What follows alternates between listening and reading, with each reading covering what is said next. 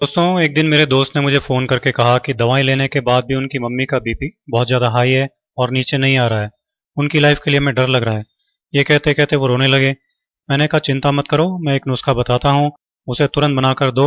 और एक एक्यूप्रेशर भी बता देता हूँ जो कितना भी बीपी हाई हो जाए तुरंत काम करेगा और 5-7 मिनट में ही बीपी नॉर्मल आ जाएगा।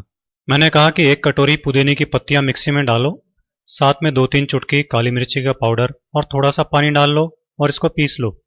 पुदीने की चटनी बन जाएगी। पुदीने की इस चटनी की 2-3 चम्मच तुरंत इनको खिलाओ। उन्होंने कहा कि हम अभी बनाकर इसे खिलाते हैं।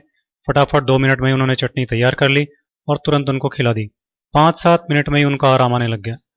तब वो मुझसे कहने लगे कि पुदीने की चटनी कभी कभी हम खाते हैं, पर ये इतनी ज़बरदस्त दवा है हमको मालूम नहीं था। मैंने कहा कि ये घरेलू नुस्खे बहुत तेज़ी से काम करते हैं और बनाने और यूज़ करने में भी बहुत आसान होते हैं, लेकिन बस हमको इनके बारे में मालूम नहीं होता। नेचुरोपैथी और आयुर्वेद में इसको बहुत ऊंचा स्थान दिया गया है।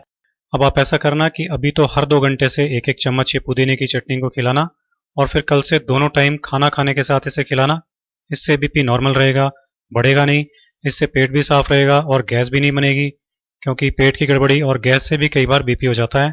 तो अगर इनको इसकी वजह से बीपी बढ़ रहा होगा तो वो प्रॉब्लम भी हमेशा के लिए ख़त्म हो जाएगी।